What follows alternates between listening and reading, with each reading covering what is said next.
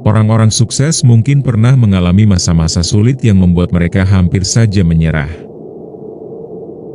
Namun, yang mereka lakukan hanyalah memelihara kekerasan tekad. Mereka menginginkan sesuatu dan bertekad besar untuk mendapatkannya. Kekerasan hati mereka untuk sukseslah yang membawa mereka pada kesuksesan, juga komitmen mereka pada tujuan yang mereka tetapkan sendiri. Kebulatan tekad seperti itu yang akan membuat kita mampu mencapai apa yang sepertinya tak mungkin. Hal itu memberi kita pandangan positif yang penting dalam pencapaian kesuksesan. Kebanyakan dari kita termotivasi hanya di awal-awal kita menentukan tujuan, tetapi motivasi itu sepertinya kehilangan kekuatan dengan cepat. Mungkin ini dikarenakan banyaknya hambatan yang datang, atau kita tidak sabar ketika kita tidak melihat hasil secepat yang kita inginkan. Kadang, bila keinginan kita tidak juga tercapai, kita menjadi cemas, gelisah, dan meragukan apakah keinginan kita itu memang bisa terwujud. Ada buffer time atau masa penyangga yang harus kita lalui dengan sabar.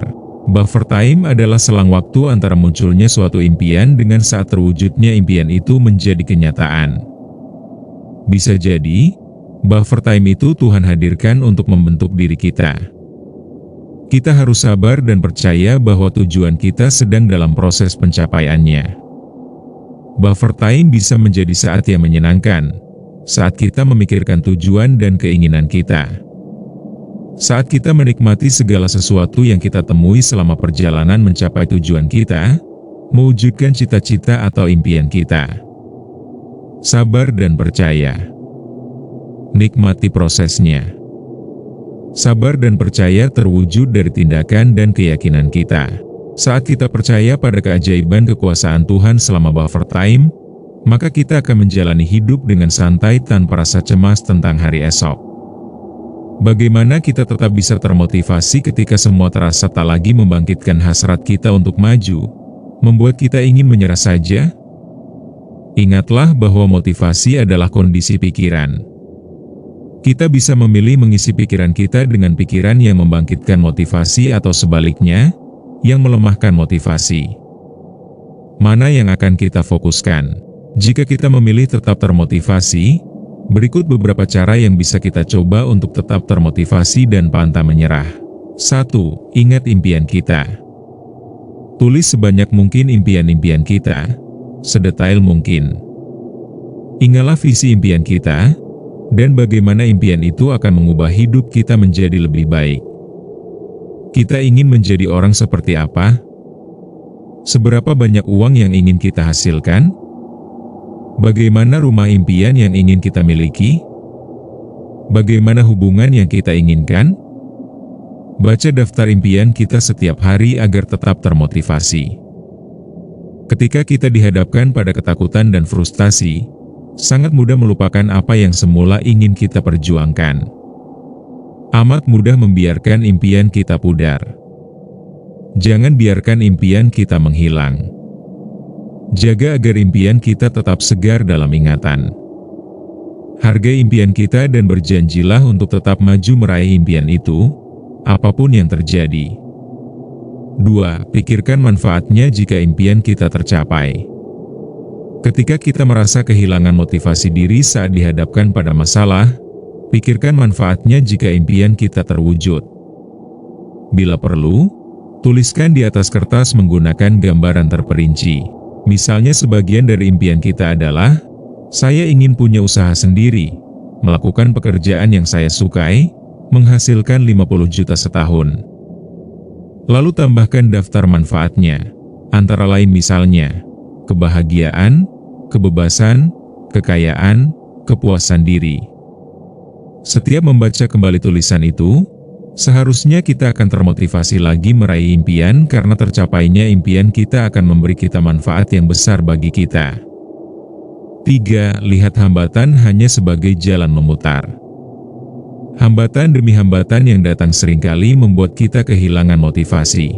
Jika kita percaya dengan apa yang sedang kita perjuangkan, maka pikirkan saja bahwa hambatan demi hambatan itu hanyalah sinyal untuk mengambil jalan memutar. Kita bisa mencari jalan yang lain yang mungkin justru lebih baik dari jalan yang telah kita ambil sebelumnya menuju impian kita. Lihatlah hambatan atau kegagalan sebagai cara Tuhan untuk menunjukkan jalan yang lebih baik. 4. Tegaskan kembali kemungkinannya. Sebab lain kita kehilangan motivasi, kita mulai ragu apakah mimpi kita bisa diwujudkan. Ketika pertama kali kita menetapkan tujuan, kita yakin bisa melakukannya. Namun, bila hasilnya tidak segera terlihat, kita mungkin mulai meragukan diri sendiri, atau meragukan apakah mimpi kita cukup realistis. Ketika kita merasa keyakinan kita mulai menipis, pertebal lagi dengan membaca kisah sukses orang lain yang mampu mengatasi tantangan. Kalau mereka bisa, kita pasti juga bisa. 5. Jangan berlebihan. Terkadang kita menjadi terlalu termotivasi sehingga kita menganggapnya terlalu serius, terlalu memaksakan diri, dan akhirnya merasa kehabisan tenaga.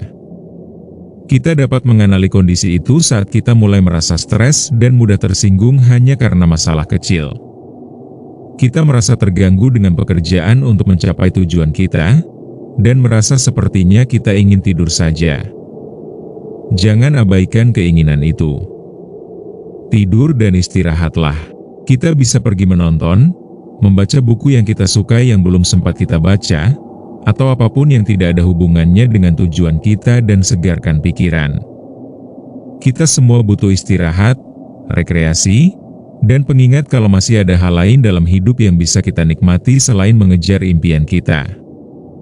Sediakan waktu merenung dalam keheningan di setiap harinya. Mengistirahatkan pikiran penting untuk memberikan makanan dan penyegaran pikiran, sekaligus berdampak pada penyegaran tubuh. Ketika tubuh segar dan sehat, kita dapat bekerja dan beraktivitas dengan baik.